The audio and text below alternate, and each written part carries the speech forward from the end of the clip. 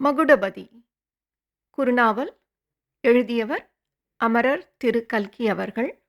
Tamil audio books சேனலுக்காக வாசிப்பவர் சாந்தி சோமநாதன். மகுடபதி 7ஆம் அத்தியாயம். பயங்கர சிரிப்பு.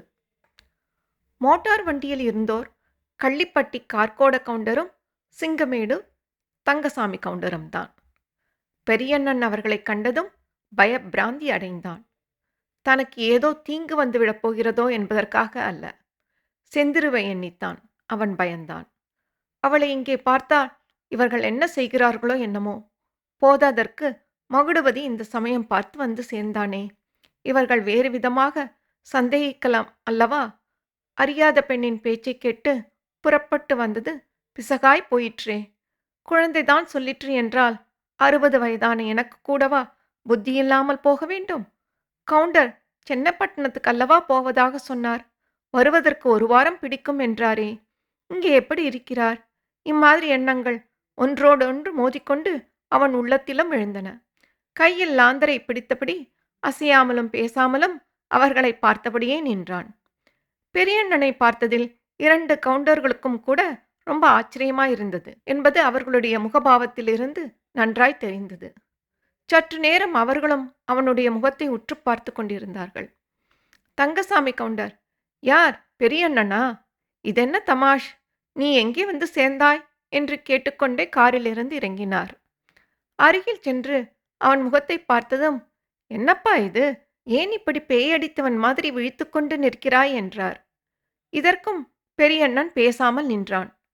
கார்கோட கவுண்டரும் இறங்கி வந்து, ஒருவேளை மகாத்மா காந்தி பக்தி முற்றிப்போய் சத்தியாகிரகம் பண்ணவே வந்துவிட்டான் போலிருக்கிறது என்றார்.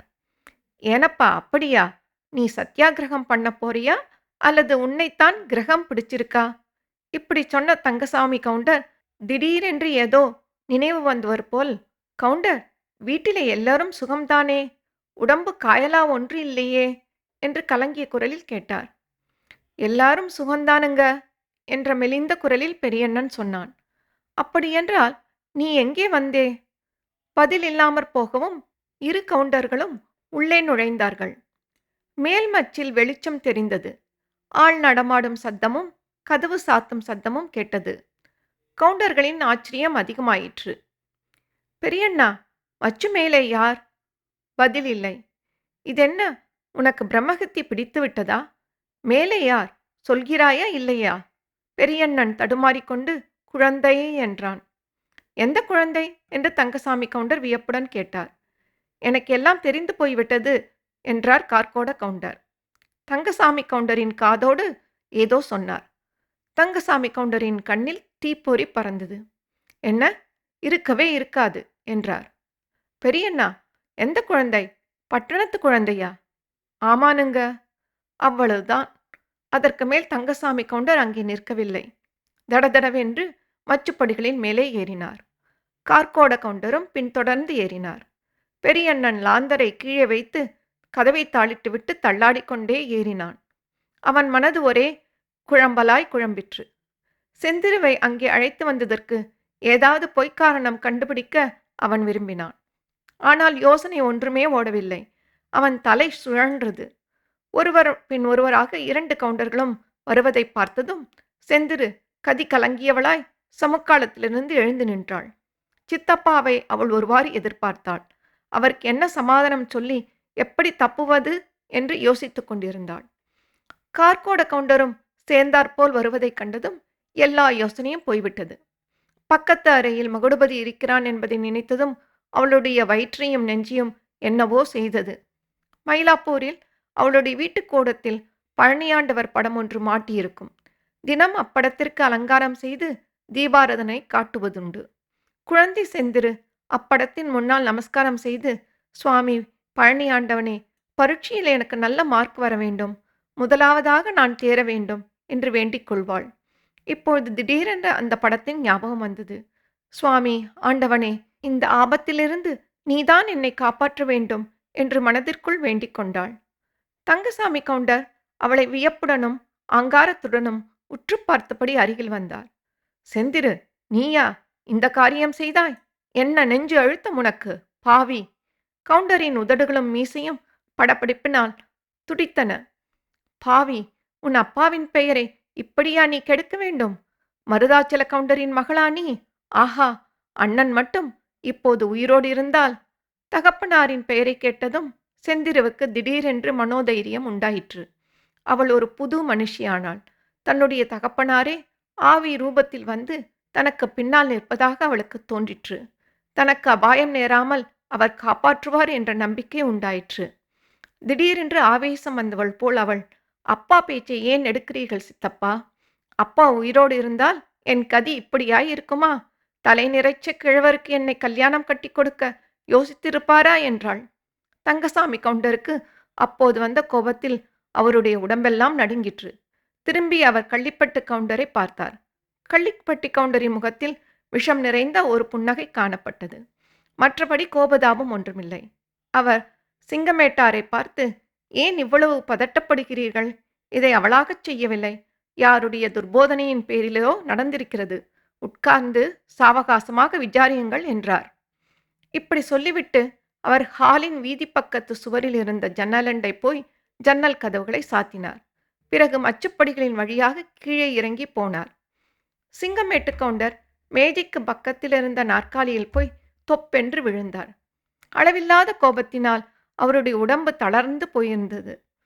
தூரத்தில் நடுங்கிக் கொண்டு நின்ற பெரியண்ணனை பார்த்து, கவுண்டா, இங்கே வா என்றார். பெரியண்ணன் மேஜை அண்டை மெதுவாக வந்து நின்றான். தங்கசாமி கவுண்டருக்கும் அவருடைய தமையனாருக்கும் எவ்வளவோ வித்தியாசங்கள். மருதாச்சல கவுண்டர் 35 வயதிலேயே முதல் மனைவி இழந்து பின் மறுவிவாகம் செய்து கொள்ளவில்லை. தங்கசாமி கவுண்டருக்கோ வீட்டில் 2 மனைவிமார் இருந்தார்கள். மயிலாப்பூரில் 13 வருஷம் வளர்ந்த செந்திருவுக்கு சிங்கமேடு வாழ்க்கை கொஞ்சமும் பிடிக்கவில்லை. ஊரிலே மற்ற பெண்களெல்லாம் வயல்காடுகளுக்காவது இஷ்டப்படி சென்று கொண்டிருந்தார்கள்.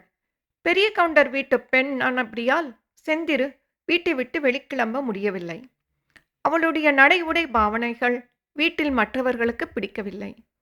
மற்றவர்களுடைய பழக்க வழக்கங்கள் இவளுக்கு பிடிக்கவில்லை. இவளுடைய படிப்பு கர்வத்தை அவர்களால் சகித்து கொள்ள முடியவில்லை. அவர்களுடைய படிப்பில்லாமையை இவளால் பொறுக்க முடியவில்லை. இதனால் வர வர வீட்டில் ரகளை அதிகமாகிக் கொண்டு வந்தது. தங்கசாமி கவுண்டர் மருதாச்சல கவுண்டர் போலவே சமபாகம் பெற்றவர். ஆனால் அவர் தாலுகா போர்டு, ஜில்லா போர்டு எலெக்ஷனில் ஈடுபட ஆரம்பித்ததிலிருந்து வரவுக்கு மேல் செலவாகி கடன் முற்றி கொண்டு வந்தது. இப்போது அவருக்கு 2 லட்சம் ரூபாய் கடன். சொத்து முழுவதையும் விற்றாலும் அடைக்க முடியுமா என்பது சந்தேகம். எலெக்ஷன் விவகாரங்களில் தங்கசாமி கவுண்டரின் கூட்டாளி பெயர் பெற்ற கள்ளுக்கடை கான்ட்ராக்டரான கள்ளிப்பட்டி கார்கோட கவுண்டர். தங்கசாமி கவுண்டர் அதிகமாக கடன் பட்டிருந்ததும் மேற்படி கார்கோட கவுண்டரிடம்தான். தங்கசாமி கவுண்டர் கடன் அடைந்து மீண்டு வருவதற்கு கார்கோட கவுண்டர் ஒரு யோசனை சொன்னார். ஏற்கனவே கார்கோட கவுண்டருக்கு 3 தாரம் கல்யாணம். முதல் தாரம் இறந்தது போக இன்னும் 2 மனைவிகள் வீட்டில் இருந்தார்கள். இப்போது செந்திருவை தனக்கு கல்யாணம் செய்து கொடுத்து விடுவதாயிருந்தால் கடன் பூராவையும் தானே எடுத்துக்கொண்டு தீர்த்து விடுவதாக கார்கோட கவுண்டர் சொன்னார். அதற்கு தங்கசாமி கவுண்டர் சம்மதித்து விட்டார். செந்திரு மைனர் வயது நீங்கி மேஜர் ஆவதற்கு இன்னும் 6 மாதம்தான் இருந்தபடியாலும் மேஜர் ஆகிவிட்டால் ஏதாவது ரவுஸ் பண்ணுவாள் என்று அவர்களுக்கு பயமிருந்தபடியாலும் கல்யாணத்தை இந்த மாதமே முடித்து விடுவதென்று தீர்மானித்திருந்தார்கள். எதற்காக இங்கே வந்தீர்கள்? என்ன எண்ணத்துடன் வந்தீர்கள்? யாருடைய தூண்டுதலை கேட்டு வந்தீர்கள்? நிஜத்தை உள்ளதை உள்ளபடியே சொல்லிவிடு. இல்லாவிட்டால் இங்கிருந்து உயிரோடு திரும்பி போக மாட்டாய் என்றார். பெரியண்ணன் மனதிற்குள், என் உயிரோடு போவதாயிருந்தால் பாதகம் இல்லையே, இந்த குழந்தையும் அல்லவா மாட்டி வைத்து விட்டேன் என்று நினைத்து கொண்டான். அவன் செந்திருவை பார்த்தான். செந்திரு, என்ன பயம் பாட்டா? உயிருக்கு மேலே ஒன்றுமில்லையே. இந்த மாதிரி உயிர் வைத்து கொண்டு வாழ்கிறதை விட செத்துப்போவதே நல்லது. எல்லாவற்றையும் சொல்லிவிடு என்றாள். இப்படி சொல்லிவிட்டு அவள் சமக்காலத்தில் உட்கார்ந்தாள். இதற்குள் கள்ளிப்பட்டி கவுண்டர் மச்சுப்படி ஏறி மறுபடியும் மேலே வந்தார். அவருடைய ஒரு கை முதுகு பக்கம் போயிருந்தது. அந்த கையில் ஒரு கயிற்றுச் சுருளும் ஒரு கொடிப்பிரம்பும் இருந்தன. இன்னொரு கையில் டார்ச் லைட் ஒன்று இருந்தது. பெரியண்ணன் இதையெல்லாம் பார்த்து விட்டான். இதற்கு முன்னால் ஒருபோதும் அறிந்திராத ஒருவித நோவு அவனுடைய அடிவயிற்றில் உண்டாயிற்று. 2 கவுண்டர்களையும் அவன் மாறி மாறி பார்த்து தட்டு தடுமாறுடன், தெரியாத்தனமாய் நடந்து போச்சுங்க. என்ன வேணுமானாலும் செய்துக்குங்க. குழந்தைய மன்னிச்சிடுங்க. உங்கள் காலிலே விழுந்து கேட்கிறேன் என்றான். செந்திருவுக்கு இது கொஞ்சமும் பிடிக்கவில்லை என்று அவளுடைய முகத் தோற்றத்திலிருந்தே தெரிந்தது. என்ன பாட்டா, உனக்கு பைத்தியமா? எதற்காக என்னை மன்னிக்க வேண்டும்? நான் என்ன தப்பு செய்துவிட்டேன் மன்னிப்பதற்கு என்றாள். கிழவன் அவளை கொஞ்சம் கோபமாய் பார்த்து, செந்திரு, நீ அறியா குழந்தை. உனக்கு ஒன்றும் தெரியாது. சற்றே நீ பேசாமலிரு என்றான். அப்போது அவனுடைய பார்வை சாத்தியிருந்த அரைக்கதவின் மேல் போயிற்று. அது கள்ளிப்பட்டி கவுண்டரின் கூரிய பார்வையிலிருந்து தப்பவில்லை. அவர் மேஜைக்கு பக்கத்திலிருந்த நாற்காலி ஒன்றில் உட்கார்ந்திருந்தார். இன்னொரு காலி நாற்காலியின் மேல் கயிற்றுச் சுருள், பிரம்பு, டார்ச் லைட் இவை இருந்தன. மேஜையின் மேல் முழங்கையை ஊன்றியபடி மற்ற 3 பேரையும் அவர் கவனித்துக் கொண்டிருந்தார். சிங்கமேட்டு கவுண்டரை பார்த்து அவர், அரியா பெண் படப்படப்பாய் பேசினால் அதற்காக நீங்களும் கோபித்துக் கொள்ளலாமா?